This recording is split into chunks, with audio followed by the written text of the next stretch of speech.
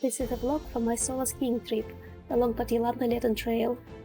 Days 1 and 2 are a bit boring, there are still people and open huts, but the real wilderness will start on day 3, so I hope you will be looking forward to it.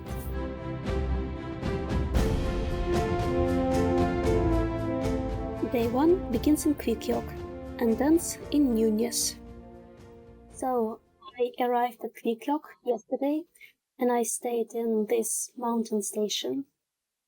As you can see, I slept in this bed.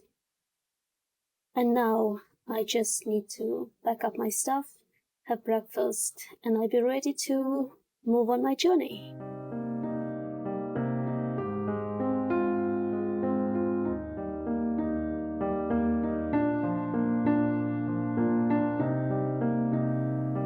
I am the only guest staying at the station, as it's the first day it's open for the winter. But still, they were so lovely to set up a breakfast for me.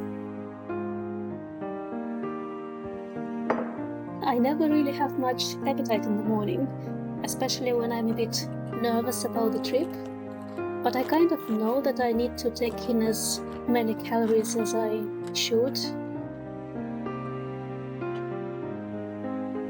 Typically by the end of, say, a week-long trip, I lose 4-5 kilograms, and I know it's probably because I don't have enough food with me, but it's not easy because it takes so much space in your backpack, and it's kind of not easy to know how much you need, frankly.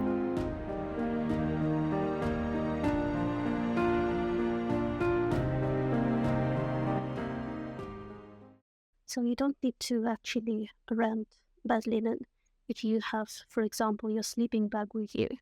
But I just didn't want to unpack my bag and get to the sleeping bag, so I rented bed linen. I know that I usually get blisters when skiing for several days, so I prefer to pre-plaster myself. Then at least maybe I won't get blisters on the first day, but let's say on the 3rd day, that would be a win.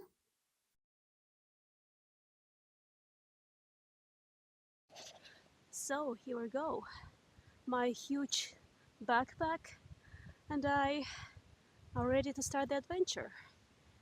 And I will get my mobile signal in 7 or 8 days, depending on the weather. I will start by crossing this river and going to the mountains. Let's see how it goes.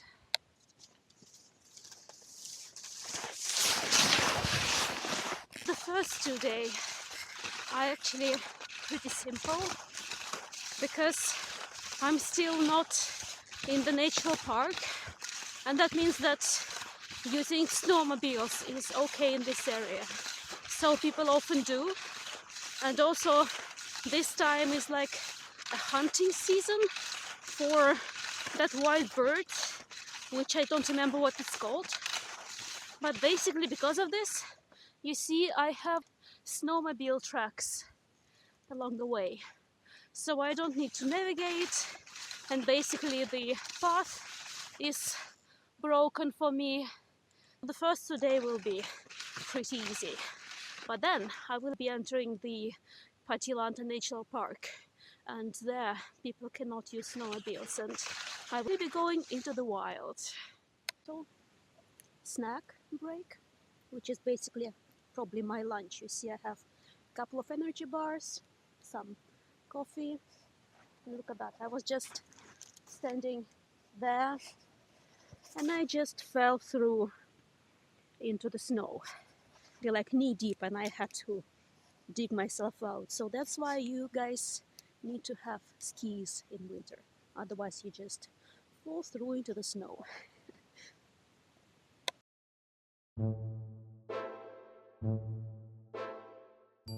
I don't cook or stop much along the way.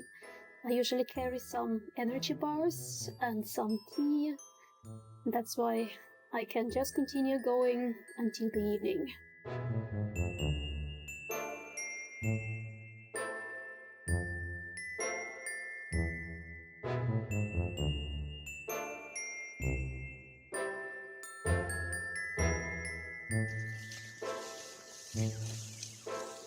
The sun makes such a big difference, doesn't it? I mean, now it's so beautiful, just crazy.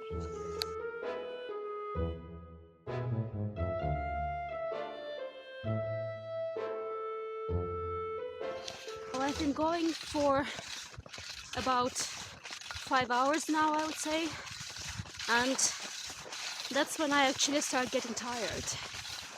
So it gets more difficult to slide as you should on skis, and turns into walking, which actually makes it worse and more difficult. That's seriously annoying, but today is a short day. I think it shouldn't be longer than an hour for me to get to the hut, and I'm really looking forward to it.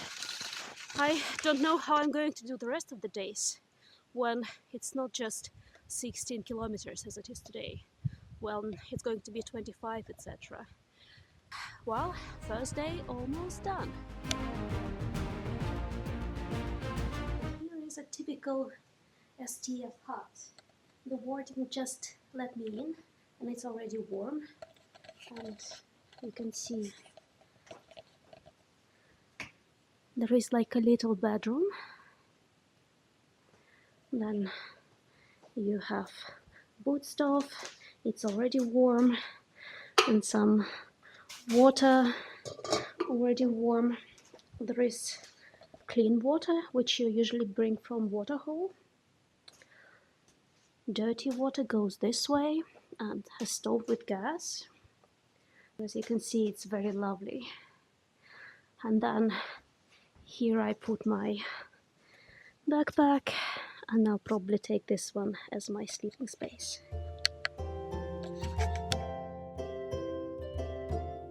The first thing I do is changing into inside clothes and checking on my blisters, and then I just get out the things that I will need, for example food and bed linen.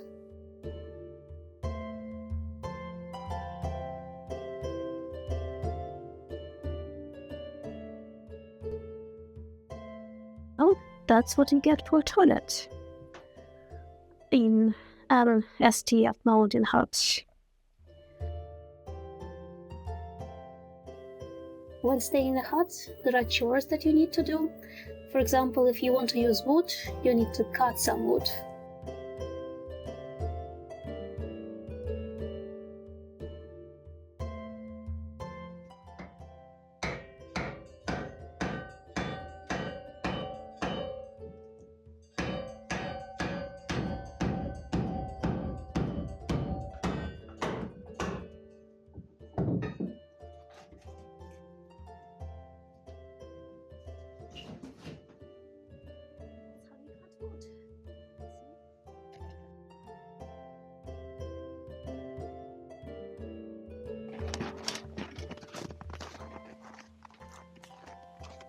You need to breathe some water from the water hole if you want to use water for cooking.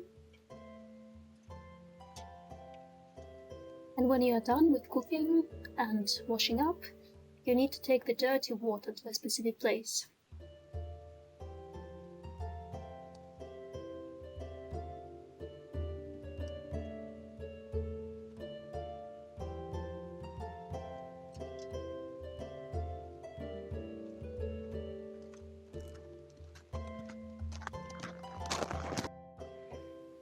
As for the cooking, I usually carry ready-made meals with me. So all I need is just to boil some water, and luckily there is a gas stove in this hut, and then I will use that water to fill in a bag of ready-made meal.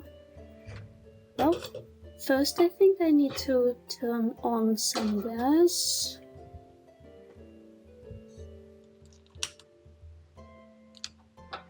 Yes, here we go, gas on.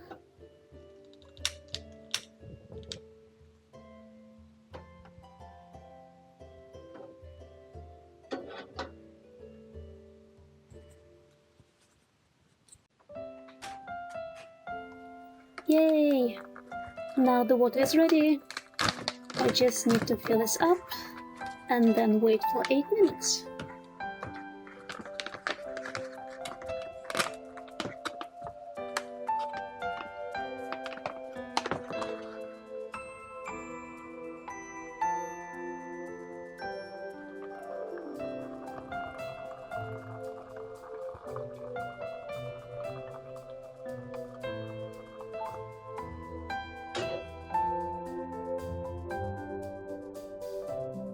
Now it's time for a risotto and a chocolate bar, and I usually use this time to look at the map to see how and where I need to go tomorrow, and maybe also to read some book.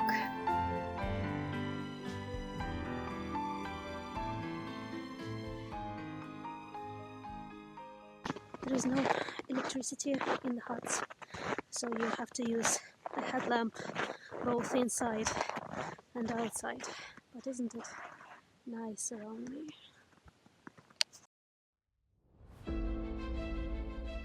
And that is the end of the first slightly boring day, and coincidentally, the end of my first ever YouTube video. So guys, if you liked it, please give me a thumbs up, or maybe leave a comment, and please let me know what you liked, what you didn't like, and if you're interested, the next days are coming. It will take me a little time because I've never done this before and I'm very slow at making videos, but it's coming. Thank you so much for watching it.